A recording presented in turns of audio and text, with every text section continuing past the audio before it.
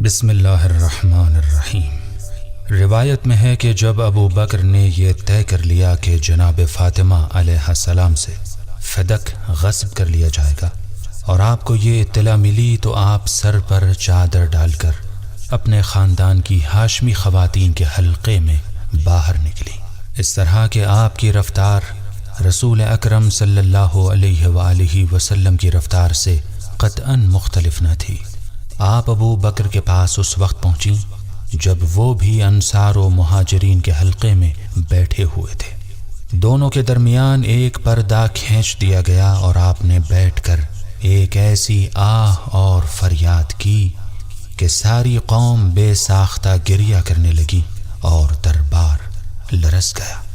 تھوڑی دیر کے بعد جب قوم کی ہچکیاں رکیں اور مجمع پر سکوت طاری ہوا تو آپ نے اس طرح خطبے کا آغاز فرمایا: الحمد للہ علی ما انعم وله الشکر علی ما الہم والثناء بما قدم من عموم نعم ابتداها وسبوغ آلاء اسداها۔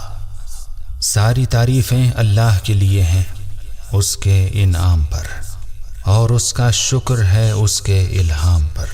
وہ قابل ثنا ہے کہ اس نے بے طلب نعمتیں دیں اور مکمل نعمتیں دیں اور مسلسل احسانات کیے جو ہر شمار سے بالا تر، ہر معاوضے سے بعید تر اور ہر ادراک سے بلند تر ہیں۔ بندوں کو دعوت دی کہ شکر کے ذریعے نعمتوں میں اضافہ کرائیں، پھر ان نعمتوں کو مکمل کر کے مزید حمد کا مطالبہ کیا اور انہیں دہرایا۔ میں شہادت دیتی ہوں کہ خدا وحدہ لا شریک ہے، اور اس کلمے کی اصل اخلاص ہے۔ اس کے معنی دلوں میں پیوست ہیں، اس کا مفہوم فکر کو روشنی دیتا ہے۔ وہ خدا وہ ہے جس کی آنکھوں سے رویت، زبان سے تعریف اور خیال سے کیفیت محال ہے۔ اس نے چیزوں کو بلا کسی مادے اور نمونے کے پیدا کیا ہے، صرف اپنی قدرت اور مشیت کے ذریعے۔ اسے نہ تخلیق کے لیے نمونے کی ضرورت تھی، نہ تصویر میں کوئی فائدہ تھا، سوائے اس کے کہ اپنی حکمت کو مستحکم کر دے اور لوگ اس کی اطاعت کی طرف متوجہ ہو جائیں، اس کی قدرت کا اظہار ہو اور بندے اس کی بندگی کا اقرار کریں۔ وہ تقاضائے عبادت کرے تو اپنی دعوت کو تقویت دے، چنانچہ اس نے اطاعت پر ثواب اور معصیت پر عذاب رکھا تاکہ لوگ اس کے غضب سے دور ہوں اور جنت کی طرف کھینچے چلے آئیں۔ میں شہادت دیتی ہوں کہ میرے والد حضرت محمد صلی اللہ علیہ وآلہ وسلم اللہ کے بندے اور وہ رسول ہیں جن کو بھیجنے سے پہلے چنا گیا اور بعثت سے پہلے منتخب کیا گیا، اس وقت جب مخلوقات پردہ غیب میں پوشیدہ، حجاب عدم میں محفوظ اور انتہائے عدم سے مقرون تھیں۔ آپ مسائل امور اور حوادث زمانہ اور مقدرات کی مکمل معرفت رکھتے تھے۔ اللہ نے آپ کو بھیجا تاکہ اس کے امر کی تکمیل کریں، حکمت کو جاری کریں اور حتمی مقدرات کو نافذ کریں، مگر آپ نے دیکھا کہ امتیں مختلف ادیان میں تقسیم ہیں، آگ کی پوجا، بتوں کی پرستش اور خدا کے جان بوجھ کر انکار میں مبتلا ہیں۔ آپ نے ظلمتوں کو روشن کیا، دل کی تاریکیوں کو مٹایا، آنکھوں سے پردے اٹھائے، ہدایت کے لیے قیام کیا، لوگوں کو گمراہی سے نکالا، اندھے پن سے بابصیرت بنایا، دین مستحکم اور صراط مستقیم کی دعوت دی۔ اس کے بعد اللہ نے انتہائی شفقت و مہربانی اور رغبت کے ساتھ انہیں بلا لیا، اور اب وہ اس دنیا کے مصائب سے راحت میں ہیں۔ ان کے گرد ملائکہ ابرار اور رضائے الہی ہے، اور سر پر رحمت خدا کا سایہ ہے۔ خدا میرے اس باپ پر رحمت نازل کرے جو اس کا نبی، وحی کا امین، مخلوقات میں منتخب، مصطفیٰ اور مرتضیٰ تھا۔ اس پر سلام و رحمت و برکت خدا ہو۔ بندگان خدا، تم اس کے حکم کا مرکز، اس کے دین و وحی کے حامل، اپنے نفس پر اللہ کے امین اور امتوں تک اس کے پیغام رساں ہو۔ تمہارا خیال ہے کہ تمہارا اس پر کوئی حق ہے، حالانکہ تم میں اس کا وہ عہد موجود ہے جسے اس نے بھیجا ہے، اور وہ بقیہ ہے جسے اپنی خلافت دی ہے۔ وہ خدا کی کتاب ناطق، قرآن صادق، نور ساطع اور ضیاء روشن ہے، جس کی بصیرتیں نمایاں اور اسرار واضح ہیں، ظواہر منور ہیں اور اس کا اتباع قابل رشک ہے۔ وہ قائد رضائے الہی ہے اور اس کی سماعت ذریعہ نجات ہے۔ اسی سے اللہ کی روشن حجتیں، اس کے واضح فرائض، مخفی محرمات، روشن بینات، کافی دلائل، مندوب فضائل، لازمی تعلیمات اور قابل رخصت احکام کا اندازہ ہوتا ہے۔ اس کے بعد خدا نے ایمان کو شرک سے تطہیر، نماز کو تکبر سے پاکیزگی، زکوٰۃ کو نفس کی صفائی اور رزق کی زیادتی، روزے کو خلوص کے استحکام، حج کو دین کی تقویت، عدل کو دلوں کی تنظیم، ہماری اطاعت کو ملت کا نظام، ہماری امت کو تفرقے سے امان، جہاد کو اسلام کی عزت، صبر کو طلب اجر کا معاون، امر بالمعروف کو عوام کی مصلحت، والدین کے ساتھ حسن سلوک کو عذاب سے تحفظ، صلہ رحمی کو عدد کی زیادتی، قصاص کو خون کی حفاظت، ایفائے نذر کو مغفرت کا وسیلہ، ناپ تول کو فریب دہی کا توڑ، حرمت شراب خواری کو رجس سے پاکیزگی، تہمت سے پرہیز کو لعنت سے محافظت، اور ترک سرقہ کو عفت کا سبب قرار دیا ہے۔ اس نے شرک کو حرام کیا تاکہ ربوبیت سے اخلاص پیدا ہو، لہذا اللہ سے باقاعدہ ڈرو اور بغیر مسلمان ہوئے نہ مرنا۔ اس کے امر و نہی کی اطاعت کرو، اس لیے کہ اس کے بندوں میں خوف خدا رکھنے والے صرف صاحب علم و معرفت ہی ہوتے ہیں۔ ایھا الناس اعلموا انی فاطمہ و ابی محمد، اقول عودا و بدءا ولا اقول ما اقول غلطا۔ لوگو یہ جان لو میں فاطمہ ہوں اور میرے باپ محمد مصطفیٰ ہیں، یہی اول و آخر کہتی ہوں، اور نہ غلط کہتی ہوں اور نہ بے ربط۔ وہ تمہارے پاس رسول بن کر آئے، ان پر تمہاری زحمتیں شاق تھیں، وہ تمہاری بھلائی کے خواہاں اور صاحب ایمان کے لیے رحیم و مہربان تھے۔ اگر تم انہیں اور ان کی نسبت کو دیکھو تو تمام عورتوں میں صرف میرے باپ اور تمام مردوں میں صرف میرے ابن ام کا بھائی پاؤ گے، اور تمام مردوں میں صرف میرے ابن ام کا بھائی پاؤ گے، اور اس نسبت کا کیا کہنا۔ میرے پدر بزرگوار نے کھل کر پیغام خدا کو پہنچایا، مشرکین سے بے پرواہ ہو کر ان کی گردنوں کو پکڑ کر اور ان کے سرداروں کو مار کر دین خدا کی طرف حکمت اور موعظہ حسنہ کے ساتھ دعوت دی۔ وہ مسلسل بتوں کو توڑ رہے تھے اور مشرکین کے سرداروں کو سرنگوں کر رہے تھے، یہاں تک کہ مشرکین کو شکست ہوئی اور وہ پیٹ پھیر کر بھاگ کھڑے ہوئے۔ رات کی صبح ہو گئی، روشنی ظاہر ہوئی، دین کا ذمہ دار گویا ہو گیا، شیاطین کے ناطقے گنگ ہو گئے، نفاق تباہ ہوا، کفر و افترا کی گرہیں کھل گئیں، اور تم لوگوں نے کلمہ اخلاص کو ان روشن چہرہ فاقہ کش لوگوں سے سیکھ لیا جن سے اللہ نے رجس کو دور رکھا تھا اور انہیں حق طہارت عطا کیا تھا۔ تم جہنم کے کنارے تھے، میرے باپ نے تمہیں بچایا۔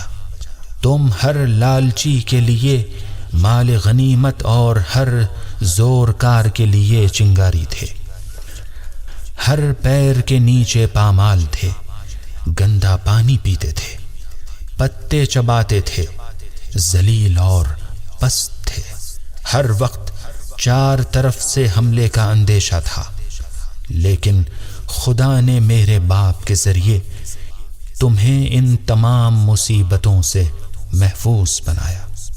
خیر، ان باتوں کے بعد بھی جب عرب کے نامور سرکش بہادر اور اہل کتاب کے باغی افراد نے جنگ کی آگ بھڑکائی تو خدا نے اسے بجھا دیا۔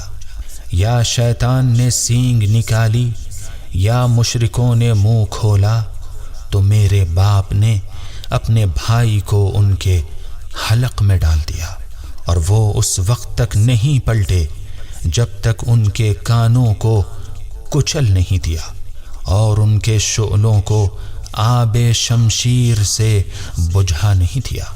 وہ اللہ کے معاملے میں زحمت کش اور جد و جہد کرنے والے تھے، اور تم عیش کی زندگی آرام، سکون، چین کے ساتھ گزار رہے تھے، ہماری مصیبتوں کے منتظر اور ہماری خبر بد کے خواہاں تھے۔ تم لڑائی سے منہ موڑ لیتے تھے اور میدان جنگ سے بھاگ کھڑے ہوتے تھے۔ پھر جب اللہ نے اپنے نبی کے لیے انبیاء کے گھر اور اصفیاء کی منزل کو پسند کر لیا تو تم میں نفاق کی روشنی ظاہر ہوئی اور چادر دین کہنہ ہو گئی۔ گمراہوں کا منادی بولنے لگا، گمنام منظر عام پر آ گئے۔ اہل باطل کی دودھ کی دھاریں بہہ بہہ کر تمہارے صحن میں آ گئیں۔ شیطان نے سر نکال کر تمہیں آواز دی تو تمہیں اپنی دعوت کا قبول کرنے والا اور اپنی بارگاہ میں عزت کا طالب پایا۔ تمہیں اٹھایا تو تم ہلکے دکھائی دیے، بھڑکایا تو غصہ ور ثابت ہوئے۔ تم نے دوسروں کے اونٹ پر نشان لگا دیا اور دوسرے کے چشمے پر وارد ہو گئے، حالانکہ ابھی زمانہ قریب کا ہے اور زخم کشادہ ہے، جراحت مندمل نہیں ہوئی ہے اور رسول قبر میں سو بھی نہیں سکے ہیں۔ یہ جلد بازی تم نے فتنے کے خوف سے کی، حالانکہ فتنے ہی میں گر پڑے، اور جہنم تو تمام کفار کو محیط ہے۔ افسوس تم پر، تمہیں کیا ہو گیا ہے؟ تم کہاں جا رہے ہو؟ تمہارے درمیان کتاب خدا موجود ہے جس کے امور واضح، علائم روشن، ممانعت تابندہ اور اوامر نمایاں ہیں۔ تم نے اسے پسے پشت ڈال دیا ہے۔ کیا اس سے انحراف کے خواہاں ہو یا کوئی دوسرا حکم چاہتے ہو؟ تو یہ بہت برا بدل ہے، اور جو غیر اسلام کو دین بنائے گا اس سے وہ قبول نہ ہوگا اور آخرت میں خسارہ بھی ہوگا۔ اس کے بعد تم نے صرف اتنا انتظار کیا کہ اس کی نفرت ساکن ہو جائے اور مہار ڈھیلی ہو جائے، پھر آتش جنگ کو روشن کر کے شعلوں کو بھڑکانے لگے، شیطان کی آواز پر لبیک کہنے اور دین کے انوار کو خاموش کرنے اور سنت پیغمبر کو برباد کرنے کی کوشش شروع کر دی۔ بالائی جہاد میں اپنی سیری سمجھتے ہو اور رسول کے اہل و بیت کے لیے پوشیدہ ضرر رسانی کرتے ہو۔ ہم تمہاری حرکتوں پر یوں صبر کرتے ہیں جیسے چھری کی کاٹ اور نیزے کے زخم پر ہوتا ہے۔ تمہارا خیال ہے کہ میرا میراث میں کوئی حق نہیں ہے؟ کیا تم جاہلیت کا فیصلہ چاہتے ہو جبکہ ایمان والوں کے لیے اللہ سے بہتر کوئی حاکم نہیں ہے؟ تمہارے لیے مہر نیم روز کی طرح روشن ہے کہ میں اسی نبی کی بیٹی ہوں۔ اے ابو بکر، کیا مجھے ان کی میراث نہ ملے گی؟ کیا قرآن میں یہی ہے کہ تم اپنے باپ کا وارث بنو اور میں اپنے باپ کی وارث نہ بنوں؟ یہ کیسا افترا ہے؟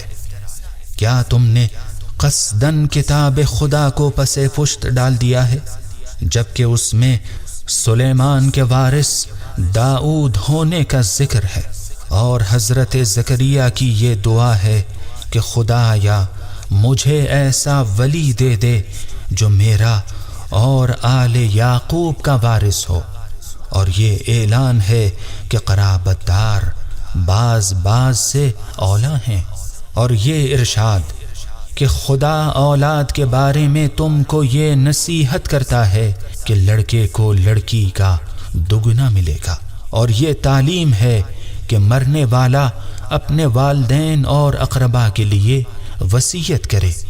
یہ متقین کی ذمہ داری ہے، اور تمہارا خیال ہے کہ نہ میرا کوئی حق ہے، نہ میرے باپ کی میراث ہے، اور نہ میری کوئی قرابت داری ہے۔ کیا تم پر کوئی خاص آیت نازل ہوئی ہے جس میں میرا باپ شامل نہیں ہے؟ یا تمہارا یہ کہنا ہے کہ میں اپنے باپ کے مذہب سے الگ ہوں اس لیے وارث نہیں ہوں؟ کیا تم عام و خاص سے قرآن کو میرے باپ اور میرے ابن ام سے زیادہ جانتے ہو؟ خیر، ہوشیار ہو جاؤ، آج تمہارے سامنے وہ ستم رسیدہ ہے جو کل تم سے قیامت میں ملے گی، جب اللہ حاکم اور محمد طالب حق ہوں گے۔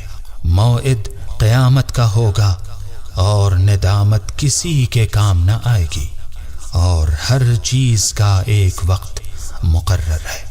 معلوم ہو جائے گا کہ کس کے پاس رسوا کن عذاب آتا ہے اور کس پر مصیبت نازل ہوتی ہے۔ یا معشر النقیبہ واعضاد الملہ وحضنۃ الاسلام ما هذه الغمیزة فی حقی والسنۃ عن ظلامتی۔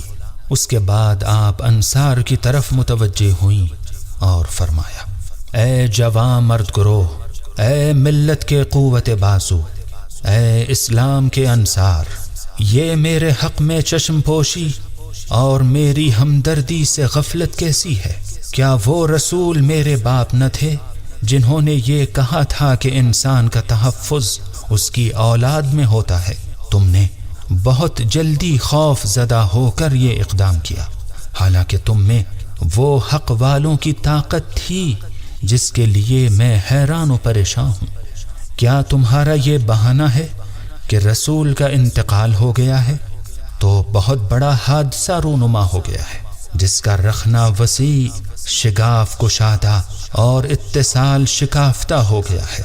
زمین ان کی غیبت سے تاریک، ستارے بے نور، امیدیں ساکن، پہاڑ سرنگوں، حریم زائل اور حرمت برباد ہو گئی ہے۔ یقیناً یہ بہت بڑا حادثہ اور بڑی عظیم مصیبت ہے، نہ ایسا کوئی حادثہ ہے اور نہ سانحہ۔ خود قرآن نے تمہارے گھروں میں صبح و شام بآواز بلند تلاوت و الحان کے ساتھ اعلان کر دیا تھا کہ اس کے پہلے جو کچھ دوسرے انبیاء پر گزرا وہ اٹل اور حتمی قضا تھی، اور یہ بھی ایک رسول ہیں جنہیں موت آئے گی۔ تو کیا تم ان کے بعد الٹے پاؤں پلٹ جاؤ گے؟ ظاہر ہے کہ اس سے اللہ کا کوئی نقصان نہیں ہوگا، اور وہ اہل شکر کو جزا دے کر رہے گا۔ ہاں اے انصار، کیا تمہارے دیکھتے سنتے اور تمہارے مجمع میں میری میراث ہضم ہو جائے گی؟ تم تک میری آواز بھی پہنچی، تم باخبر بھی ہو تمہارے پاس اشخاص، اسباب، آلات، قوت، اسلحہ اور سپر سب کچھ موجود ہے، لیکن تم نہ میری آواز پر لبیک کہتے ہو اور نہ میری فریاد کو پہنچتے ہو۔ تم تو مجاہد مشہور ہو، خیر و صلاح کے ساتھ معروف ہو، منتخب روزگار اور سرآمد زمانہ ہو۔ تم نے عرب سے جنگ میں رنج و تاب اٹھایا ہے، امتوں سے ٹکرائے ہو، لشکروں کا مقابلہ کیا ہے۔ ابھی ہم دونوں اسی جگہ ہیں جہاں ہم حکم دیتے تھے اور تم فرما برداری کرتے تھے، یہاں تک کہ ہمارے دم سے اسلام کی چکی چلنے لگی، زمانے کا دودھ نکال لیا گیا، شرک کے نعرے پست ہو گئے، افتراء کے فوارے دب گئے، کفر کی آگ بجھ گئی، فتنے کی دعوت خاموش ہو گئی، دین کا نظام مستحکم ہو گیا۔ تو اب تم اس وضاحت کے بعد کہاں چلے گئے اور اس اعلان کے بعد کیوں پردہ پوشی کر لی؟ آگے بڑھ کر قدم کیوں پیچھے ہٹا دیے؟ ایمان کے بعد کیوں مشرک ہوتے جا رہے ہو؟ کیا اس قوم سے جنگ نہ کرو گے جس نے اپنے عہد کو توڑا اور رسول کو نکالنے کی فکر کی اور پہلے تم سے مقابلہ کیا؟ کیا تم ان سے ڈرتے ہو جبکہ خوف کا مستحق صرف خدا ہے اگر تم صاحب ایمان ہو؟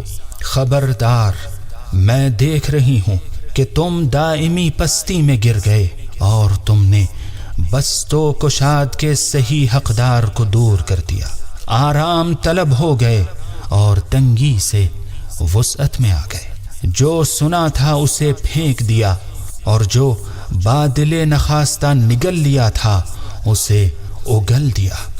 خیر تم کیا، اگر ساری دنیا بھی کافر ہو جائے تو اللہ کو کسی کی پرواہ نہیں ہے۔ خیر مجھے جو کچھ کہنا تھا وہ میں کہہ چکی ہوں، تمہاری بے رخی اور بے وفائی کو جانتے ہوئے جس کو تم نے شعار بنا لیا ہے، لیکن یہ تو ایک دل کی گرفتگی کا نتیجہ اور غصب کا اظہار ہے، ٹوٹے ہوئے دل کی آواز ہے، ایک اتمام حجت ہے، چاہو تو اسے ذخیرہ کر لو، مگر یہ پیٹھ کا زخم ہے، پیروں کا گھاؤ ہے، ذلت کی بقا اور غضب خدا اور ملامت دائمی سے موسوم ہے اور اللہ کی اس بھڑکتی آگ سے متصل ہے جو دلوں پر روشن ہوتی ہے۔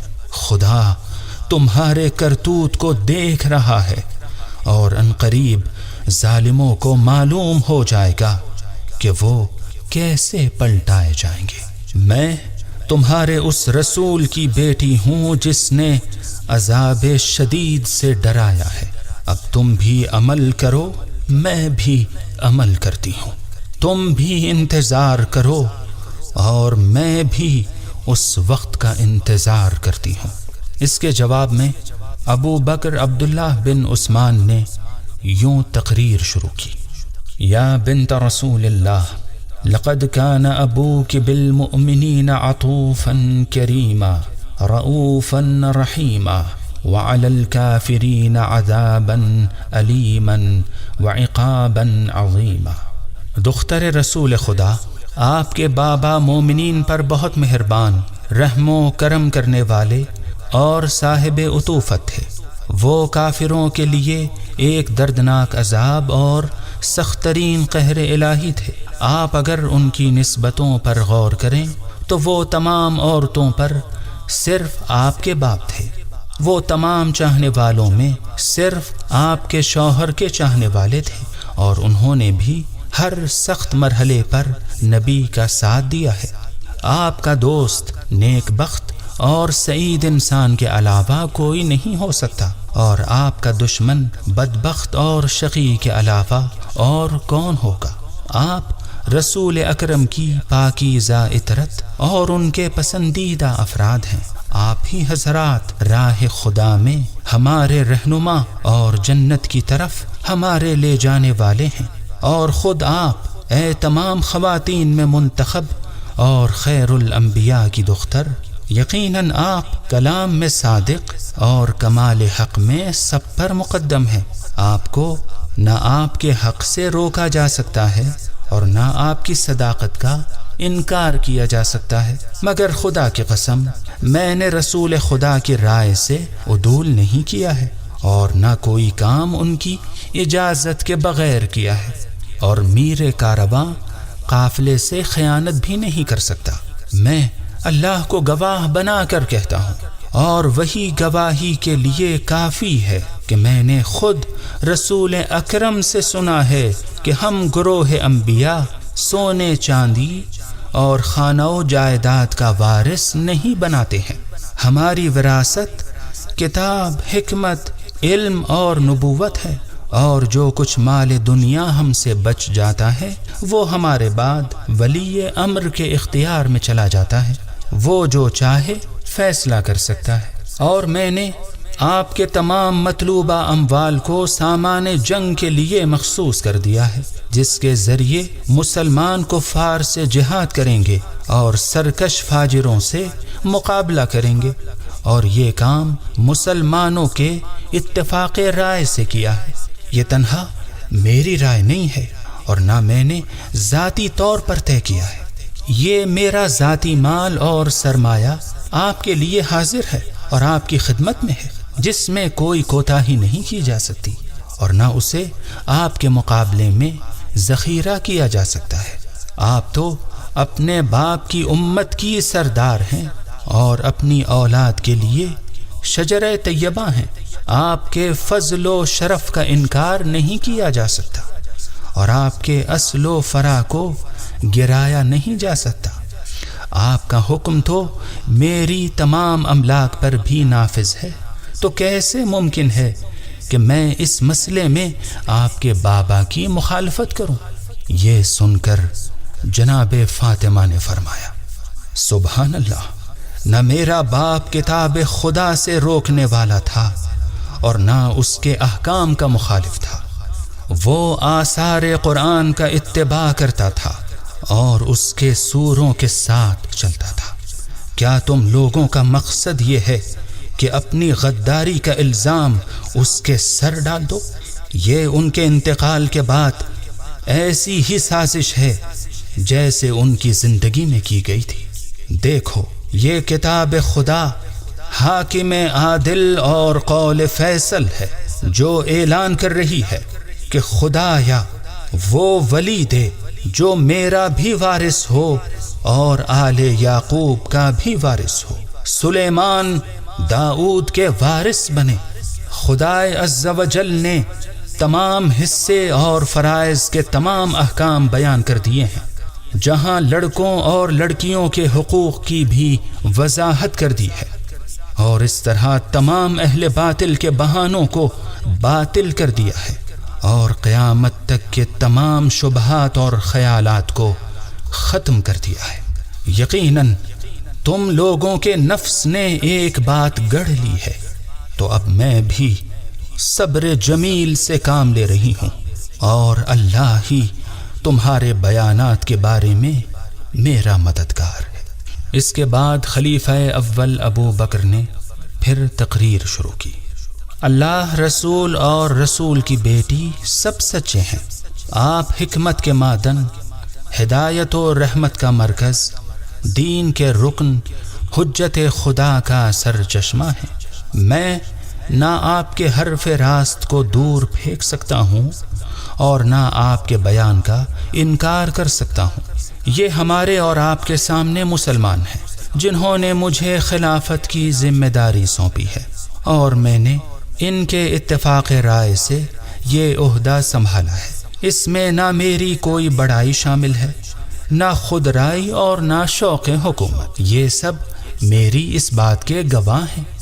یہ سن کر جناب فاطمہ علیہ السلام نے عورتوں کی طرف رخ کیا اور فرمایا، معاشر المسلمین المسرعة الى قیل الباطل المغضية على الفعل القبيح الخاسر افلا تتدبرون القرآن ام على قلوب اقفالها۔ کلا بل ران علی قلوبکم ما اسأتم من اعمالکم۔ اے گروہ مسلمین جو حرف باطل کی طرف تیزی سے سبقت کرنے والے اور فعل قبیح پر چشم پوشی کرنے والے ہو، کیا تم قرآن پر غور نہیں کرتے ہو؟ اور کیا تمہارے دلوں پر تالے پڑ گئے ہیں؟ یقیناً تمہارے اعمال نے تمہارے دلوں کو زنگ آلود کر دیا ہے اور تمہاری سماعت و بصارت کو اپنی گرفت میں لے لیا ہے۔ تم نے بدترین تعویل سے کام لیا ہے اور بدترین راستے کی نشاندہی کی ہے اور بدترین معاوضے پر سودا کیا ہے۔ ان قریب تم اس بوجھ کی سنگینی کا احساس کرو گے اور اس کے انجام کو بہت دردناک پاؤ گے، جب پردے اٹھا دیے جائیں گے اور پس پردہ کے نقصانات سامنے آ جائیں گے اور خدا کی طرف سے وہ چیزیں سامنے آ جائیں گی جن کا تمہیں وہم و گمان بھی نہیں ہے، اور اہل باطل خسارے کو برداشت کریں گے۔ اس کے بعد قبر پیغمبر کا رخ کر کے بنت نبی نے فریاد کی، قد کان بعدک انباء وہمبسة لو كنت شاهدها لم تكثر الخطب انا فقدناك فقد الارض وابلها واختل قومك فاشهدهم ولا تغبوا وكل اهل له قربى ومنزلة عند الاله على الادنين مقترب۔ بابا آپ کے بعد بڑی نئی نئی خبریں اور مصیبتیں سامنے آئیں کہ اگر آپ سامنے ہوتے تو مصائب کی یہ کثرت نہ ہوتی۔ ہم نے آپ کو ویسے ہی کھو دیا جیسے زمین ابر کرم سے محروم ہو جائے، اور اب آپ کی قوم بالکل ہی منحرف ہو گئی ہے۔ ذرا آپ آ کر دیکھ تو لیں، دنیا کا جو خاندان بھی خدا کی بارگاہ میں قرب و منزلت رکھتا ہے وہ دوسروں کی نگاہ میں بھی محترم ہوتا ہے، مگر ہمارا کوئی احترام نہیں ہے۔ کچھ لوگوں نے اپنے دل کے کینوں کا اس وقت اظہار کیا جب آپ دنیا سے چلے گئے اور میرے اور آپ کے درمیان خاک قبر حائل ہو گئی۔ لوگوں نے ہمارے اوپر ہجوم کر لیا اور آپ کے بعد ہم کو بے قدر و قیمت سمجھ کر ہماری میراث کو ہضم کر لیا۔ آپ کی حیثیت ایک بدر کامل اور نور مجسم کی تھی جس سے روشنی حاصل کی جاتی تھی اور اس پر رب العزت کے پیغامات نازل ہوتے تھے۔ جبریل آیات الہی سے ہمارے لیے سامان انس فراہم کرتے تھے، مگر آپ کیا گئے کہ ساری نیکیاں پس پردہ چلی گئیں۔ کاش مجھے آپ سے پہلے موت آ گئی ہوتی اور میں آپ کے اور میرے درمیان خاک کے حائل ہونے سے پہلے ہی مر گئی ہوتی۔